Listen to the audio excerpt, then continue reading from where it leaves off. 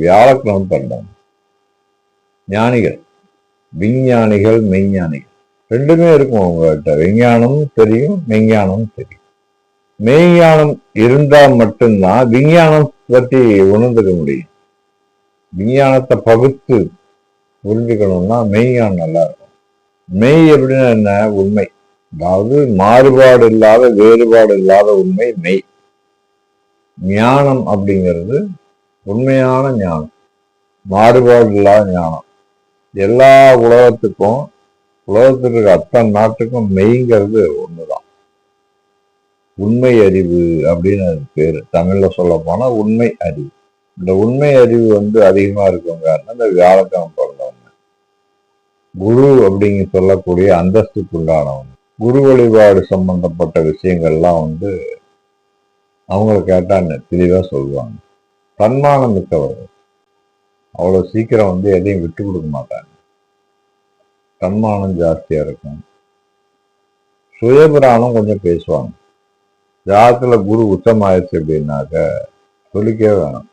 எந்த நேரத்திலையும், எந்த இடத்துலையும், எந்த விஷயங்களையும் தன்னை விட்டு கொடுக்க மாட்டாங்க. தற்பெருமை கொஞ்சம் இதுக்குதான். எந்த வழக்குலையும் பார்த்தீங்கன்னாக்க மேக்சிமம் வழக்குல சிக்க மாட்டாங்க. பேசியே காரியம் சாதிச்சிருவாங்க. பேச்சு வல்லமையோட இந்த மெய்ஞான அறிவும் சேர்ந்துச்சு அப்படின்னாக்க தீர்க்கதரிசி, தீர்க்க தரிசனம் இதுதான் நடக்கும். போப்பா நாளைக்கு செய்யலான் இருக்கேன், வேண்டாம் இப்படி பண்ண இப்படி ஆயிரும், இப்படி பண்ணு அப்படின்னு சொல்லக்கூடிய அந்த அறிவு இவங்கிட்ட ஜாஸ்தியா இருக்கு. நாளை அப்படிங்கறத உணரக்கூடிய தன்மை அதிகமா இருக்கிறது யாருன்னா வியாழக்கிழமை. நாளைக்கு நடக்கும்பா, நடக்காது. ஜஸ்ட் ஒரு லாட்டரி டிக்கெட் வாங்குறீங்க, ஒரு 3 நம்பர்ல வாங்குறீங்க, அது வாங்கலாமான்னு கேட்டா இது வாங்குறது வேண்டாம்னு சொல்லுவாங்க. அந்த அளவுக்கு அவங்களுக்கு அறிவு இருக்கும், அது வேலை செய்யவும் செய்யும். ஆக இந்த உலக விஷயங்கள்ல ஞானம் படைத்தவர், உலக அறிவு அதிகமா இருக்கவங்க, குடும்பம் சார்ந்த விஷயங்கள்ல கொஞ்சம் விலகி இருப்பாங்க. குடும்பம் அப்படிங்கிறது கொஞ்சம் அவங்களுக்கு சில நெருடல்களை கொடுக்கும், கொஞ்சம் விலகி இருப்பாங்க. அதுக்கு குடும்பம் எல்லாமே இருக்க மாட்டாங்க, குடும்பம் இருக்கும், என்ன கொஞ்சம் தள்ளி இருப்பாங்க, ஒட்டி ஒட்டாம இருப்பாங்க. குடும்பம் அதாவது லௌகீக வாழ்க்கை அப்படின்னு சொல்லக்கூடிய இந்த குடும்ப வாழ்க்கையில இருந்து தாமரை இலை தண்ணீர் மாறி ஒட்டி ஒட்டாம இருக்கிறது. மேம்போக்கான சிந்தனை, மேம்போக்கான மேம்போக்கு, எதையும் இது பண்ணி நினைக்க மாட்டாங்க, மேம்பாக்க சிந்தனை பண்ணுவாங்க. இது இப்படித்தான் அப்படின்னு கொஞ்சம் மேன்மையா சிந்திச்சு அதுக்கு தகுந்த மாதிரி வாழ்க்கையை, நடைமுறை வாழ்க்கையை கொண்டு போய் ஒருத்தர் நடைமுறை சிக்கல் ஏதாவது ஆயிடுச்சு, நான் அவங்கள கூப்பிட்டு கேட்டா அந்த சிக்கல்ல இருந்து வெளிவரத்துக்கு என்ன வழின்னு சொல்லுவாங்க.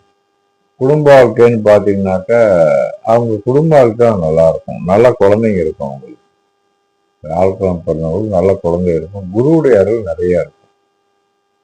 குருவாவுடைய அருள் நிறைய இருந்தாதான் அந்த வியாழக்கிழமை பிறக்க முடியும். ஒவ்வொரு கிழமையும் அப்படித்தான், அந்த தெய்வ அறிவு அனுகிரகம் இருக்கிறவங்க தான் அந்த கிழமையை பிறப்பாங்க. அப்போ ஜாதகத்துல குரு வலுத்து இருந்தா சிறப்பான வாழ்க்கை பெற்றவங்களா இருப்பாங்க.